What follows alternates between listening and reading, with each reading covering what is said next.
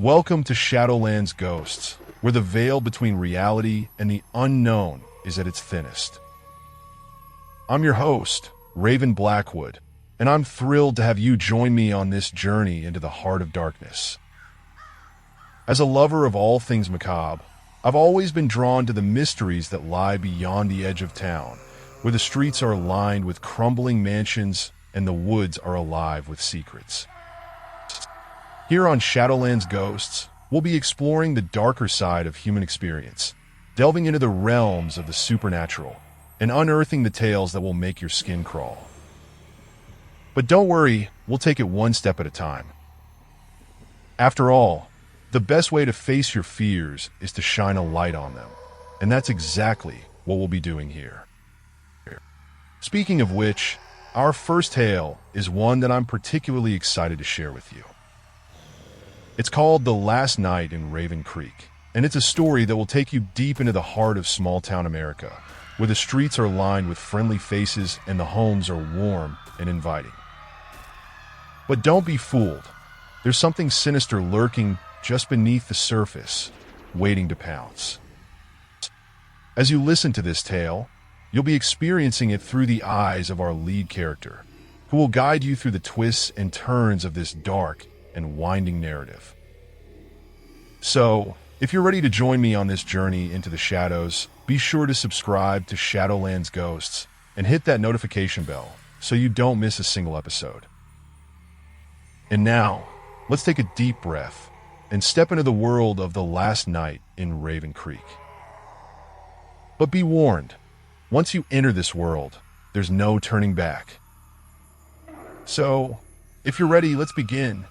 I'd always loved the charm of Raven Creek, with its quaint main street, friendly faces, and the warm glow of porch lights that seemed to welcome you home. It was the kind of place where everyone knew everyone, and the local diner served as the town's gathering spot, where gossip and news flowed as freely as the coffee. My friends and I had spent countless nights driving down those streets, the wind blowing through our hair, the music blasting from the stereo, and the sense of freedom that came with being young and invincible. As I drove into town that evening, the sun dipping below the horizon, casting a golden glow over the streets, I couldn't help but feel a sense of nostalgia wash over me. It had been a while since I'd been back, and the familiar sights and sounds were like a warm hug on a cold winter's night. My friends, Emily and Matt, were waiting for me at the local diner, where we'd planned to meet for a farewell dinner. We'd all grown up together, exploring the woods, sharing secrets, and making memories that would last a lifetime. As I pulled into the parking lot, I noticed a few things that seemed off. The diner's neon sign, which usually shone bright and bold, was flickering, casting an eerie glow over the parking lot. The streets, which were usually bustling with activity, were eerily quiet, and the few people I saw seemed to be hurrying to get somewhere, their faces cast in shadows. But I brushed it off as mere paranoia, attributing it to the fact that I'd been away for so long. After all, Raven Creek was a place where time stood still, where the rhythms of life were as predictable as the changing seasons. I took a deep breath, grabbed my bag, and stepped out of the car, the cool evening air enveloping me like a shroud. As I made my way towards the diner, I couldn't shake off the feeling that something was watching me, lurking just out of sight. I glanced over my shoulder, but there was no one there. Just a faint rustling of leaves, the distant hum of a car driving by, and the soft glow of the diner's lights, beckoning me towards the warmth and comfort within. I pushed open the door, and a bell above it rang out, announcing my arrival. The diner was warm and cozy, the smell of burgers and fries wafting through the air, mingling with the sound of laughter and chatter. Emily and Matt were already seated at our favorite booth, their faces lighting up with smiles as I slid in beside them. We spent the next few hours catching up, reminiscing about old times, and making plans for the future. But as the night wore on, and the shadows outside seemed to grow longer and darker, I couldn't shake off the feeling that something was off, that the very fabric of our reality was beginning to unravel. It was going to be a long night. As we laughed and chatted, the diner's jukebox suddenly skipped a beat, the music warping and distorting before returning to its normal rhythm.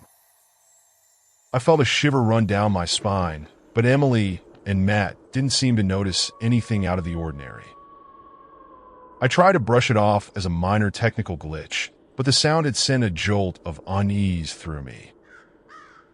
As we ordered our food, the waitress, a friendly woman named Debbie, seemed a bit off. Her smile was a little too wide, her eyes a little too bright. She kept glancing over her shoulder, as if she was waiting for someone or something. I asked her if everything was okay, but she just laughed and said she was fine, just a little tired from working a double shift. As we waited for our food to arrive, I excused myself to go to the bathroom. The hallway was dimly lit, the air thick with the smell of stale cigarettes and disinfectant. I pushed open the door to the bathroom and was immediately hit with a wave of cold air. The mirror above the sink seemed to ripple and distort, like the surface of a pond on a windy day. I felt a presence behind me and spun around, but there was no one there. I returned to the table, feeling a little shaken. Emily and Matt were engrossed in a conversation and didn't seem to notice anything was wrong. But as I sat down, I noticed that the diner's windows seemed to be reflecting an image that didn't quite match the scene outside. The trees and buildings seemed to be twisted and distorted, like they were being reflected in a funhouse mirror. I tried to shake off the feeling of unease, but it was growing harder to ignore. The diner's lights seemed to be flickering, casting eerie shadows on the walls. The air was thick with an almost palpable sense of tension, like the atmosphere was charged with electricity. And then, just as we were finishing up our meals, the lights went out completely. The diner was plunged into darkness, the only sound the creaking of the old building and the distant hum of a car driving by. "Great," Emily said, laughing. "Just what we needed. A power outage." But I knew that something was wrong. The darkness seemed to be watching us, waiting for us to make a move. I felt a presence closing in around us, like the very fabric of reality was starting to unravel. And then, just as suddenly as it had gone out, the power flickered back on. The lights blazed back to life, illuminating the diner in a warm, golden glow. But something was different. The atmosphere was charged with an almost palpable sense of tension, like the air was thick with electricity. As we finished up our meals and prepared to leave, I couldn't shake off the feeling that something was waiting for us outside. Something that didn't want us to leave. I glanced over my shoulder, half expecting to see something lurking in the shadows. But there was nothing. Just the empty streets, the dark buildings, and the sense of unease that was growing with every passing moment. As we stepped out into the night air, I felt a chill run down my spine. The stars were hidden behind a thick layer of cloud, and the only sound was the distant hum of a car driving by. "It's going to be a long night," I said, my voice barely above a whisper. Emily and Matt just laughed, but I knew that something was wrong. Something that I couldn't quite put my finger on. And then, just as we were walking away from the diner, I heard a faint whisper in my ear. A soft, raspy voice that seemed to be coming from all around me. "Welcome home," it said. I spun around, but there was no one there. Just the empty streets, the dark buildings, and the sense of unease that was growing with every passing moment. I knew then that something was very wrong in Raven Creek. and I was starting to suspect that it was going to be a lot more than just a long night. As I stood there, frozen in terror, the whispers seemed to echo through my mind, growing louder and more menacing with every passing moment. "Welcome home," it seemed to say, over and over again, like a mantra of malevolence. And then it hit me. The realization dawned on me like a cold, harsh light. This wasn't just a power outage or a minor technical glitch. This wasn't just a weird waitress or a creepy diner. This was something more. Something ancient, something evil. Raven Creek, the small town we had stopped in for a bite to eat, was a nexus of dark energy. It was a place where the very fabric of reality was thin, where the walls between worlds were weak. I remembered the distorted music, the warped reflections in the windows, the strange presence I had felt in the bathroom. It all made sense now. This town was a doorway, a portal to some other realm, some other dimension. And we had stumbled into it, unaware of the horrors that lurked in the shadows. I spun around, my eyes scanning the streets, the buildings, the darkness. I knew that we were not alone. I knew that something was watching us, waiting for us to make a move. And then I saw it. A figure, tall and imposing, standing in the doorway of the diner. Its eyes glowed with an otherworldly light, and its presence seemed to fill the air with an unspeakable malevolence. I knew that we had to get out of there fast. We had to escape the clutches of whatever evil force was lurking in the shadows. But as I turned to run, I felt a hand on my shoulder, a cold, clammy hand that seemed to freeze my very soul. I knew that we were trapped. We were in the heart of the horror, and there was no escape. The darkness closed in around us like a living, breathing entity. I felt the presence of the unknown, the unseen, the unspeakable. And I knew that we were doomed. The last thing I saw was the face of the figure, its eyes blazing with an otherworldly light, its presence filling the air with an unspeakable horror. And then everything went black. The darkness consumed us, and we were gone. As I stood there, frozen in terror, the darkness seemed to coalesce into a living, breathing entity that surrounded us.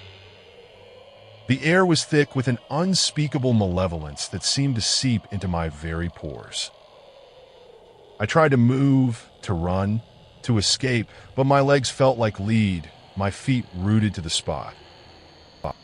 The figure loomed over me, its eyes blazing with an otherworldly light that seemed to burn into my very soul. I felt its presence, a cold, clammy presence that seemed to freeze my heart. I tried to scream, to cry out, to make some sound, but my voice was trapped in my throat. The figure reached out a hand, a long, spindly hand that seemed to be made of shadow and darkness.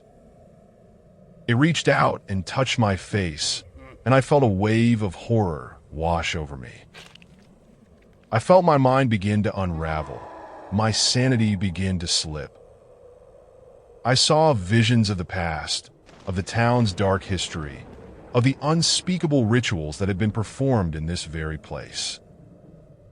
I saw the faces of the damned, the souls that had been trapped in this nexus of dark energy. And I knew that I was next. The figure leaned in close, its breath cold and rank. I felt its lips on my ear, and I heard its voice, a voice that was like a rusty gate, a voice that was like a scream. "Welcome home," it whispered, over and over again, the words echoing in my mind like a mantra of malevolence. I felt my mind begin to shatter, my grip on reality begin to slip. I knew that I was trapped, that I was doomed. And in that moment, I knew that I was not alone. The figure was not just a figure, it was a doorway, a portal to some other realm, some other dimension. And I was being pulled through it, pulled into a world of unspeakable horror. I felt myself being dragged, felt myself being pulled apart. I saw the world around me begin to distort, to warp. I saw the buildings melt, the streets twist. And I knew that I was being taken to a place where there was no escape. The last thing I saw was the face of the figure, its eyes blazing with an otherworldly light. And then everything went black. The darkness consumed us, and we were gone. But in that moment, I knew that I was not alone. I knew that I was part of something bigger, something ancient, something evil. And I knew that I would never be free. The horror had me, and it would never let me go. In that moment, I was consumed by the darkness, and I became one with the horror. I was no longer human. I was no longer sane. I was a part of the unspeakable, the unseen, the unknown. And in that moment, I knew that I was home. When I came to, I was lying in a hospital bed, surrounded by sterile white walls and the soft hum of machines. But the calm was short-lived. As I looked down at my hands, I saw that they were no longer mine. They were now long and spindly, made of the same shadowy darkness that had consumed the figure. I looked up to see a doctor standing over me, a look of concern etched on his face. But I knew that I was not what I seemed. I was no longer human. I was a vessel for the darkness that had consumed me. The doctor spoke, his words echoing in my mind like a mantra. "You've been through a traumatic experience," he said. "But you're safe now. You're home." I smiled, a cold, mirthless smile. I knew that I was not safe. I knew that I was home, but it was not a home I had ever known before. It was a home of darkness and shadow, of malevolent spirits and unspeakable horror. As the doctor turned to leave, I saw something that made my heart freeze. On the wall opposite me, scrawled in blood-red letters, was a single word: welcome. I knew then that I was not just a victim of the horror. I was a part of it. I was a vessel for the darkness, a doorway to the other realm. And I knew that I would never be free. The machines around me began to beep, the lights flickering as if in response to my newfound understanding. The doctor turned back, his eyes narrowing. "What's wrong?" he asked. I smiled again, the same cold, mirthless smile. "I'm home," I said, my voice barely above a whisper. The doctor's eyes widened, and he took a step back. "What do you mean?" he asked. I laughed, the sound echoing in my mind like a scream. "I mean that I'm home," I repeated. "I'm home, and I'll never be alone again." The machines around me began to scream, the lights flashing wildly as the darkness consumed me once more. And I knew that I was home, trapped in a living nightmare from which I would never awaken. The last thing I saw was the doctor's face, his eyes wide with fear. And then everything went black. But I knew that I was not alone. I knew that I was part of something bigger, something ancient, something evil. And I knew that I would never be free. The horror had me, and it would never let me go. Epilogue. The hospital room was quiet once more, the machines silenced, the lights dimmed. The doctor had long since fled, his face etched with a look of terror that would haunt him for the rest of his days. But I was still there, trapped in that bed, my mind consumed by the darkness that had claimed me. And as I lay there, I felt a presence around me, a presence that seemed to grow stronger with each passing moment. It was as if the darkness had a consciousness, a sense of self that was now intertwined with mine. I could feel its malevolent energy coursing through my veins, pulsing with an otherworldly power. And then I saw it. A figure standing in the corner of the room, shrouded in shadows. It was the same figure that had consumed me, the same figure that had brought me to this place. But it was different now. It was no longer just a monster, a creature of the night. It was a guide, a mentor, a teacher. And as I looked at it, I knew that I was no longer alone. I was part of something bigger, something ancient, something evil. And I knew that I would never be free. The figure began to move towards me, its presence filling the room with an unspeakable horror. And as it reached out to me, I felt my mind shattering, my soul screaming in terror. But it was too late. The darkness had me, and it would never let me go. As the figure's hand touched mine, I felt a surge of energy course through my body. And when I looked down at my hand, I saw that it was no longer mine. It was now a part of the darkness, a part of the horror that had consumed me. I was no longer human.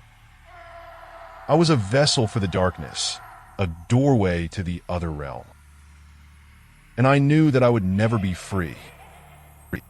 The last thing I saw was the figure's face, its eyes glowing with an otherworldly energy. And then everything went black. But I knew that I was not alone. I knew that I was part of something bigger, something ancient, something evil. And I knew that I would never be free. The horror had me, and it would never let me go. Years later, the hospital was abandoned, a haunted relic of a terror that could never be spoken. But the darkness remained, a malevolent presence that lurked in the shadows, waiting for its next victim. And in the depths of the hospital, in a room that was never found, a single word was scrawled on the wall in blood-red letters: "Welcome." For in that room, the horror still lingered, waiting for its next victim, waiting for its next doorway to the other realm. And when it found it, the darkness would consume it, body and soul. The horror would never be free, but it would never be alone. For in the darkness, there was always another victim, always another doorway to the other realm. And I was just the beginning. Wow. I just want to take a moment to express my heartfelt gratitude to each and every one of you for watching this chilling tale of horror and darkness. I hope that this story has captivated your imagination and left you with a sense of unease that will linger long after the lights go out. As your host, it's been my pleasure to guide you through this journey into the heart of madness, and I'm thrilled that you've joined me on this terrifying ride. I'm so grateful for your engagement, your comments, and your support. It means the world to me. But I don't want this journey to end just yet. I want to invite you to join me on many more adventures into the unknown, to explore the darkest corners of the human experience, and to confront the terrors that lurk within. And that's where you come in. I need your help to keep this journey going. If you enjoyed this story, I would be honored if you would consider subscribing to this channel. By doing so, you'll not only be supporting the creation of more thrilling tales of horror and suspense, but you'll also be joining a community of like-minded individuals who are passionate about exploring the darkness that lies within. As a subscriber, you'll get access to exclusive content, behind-the-scenes insights, and early updates on upcoming stories. You'll also be helping me to continue pushing the boundaries of what's possible in the world of horror and suspense. So, What are you waiting for?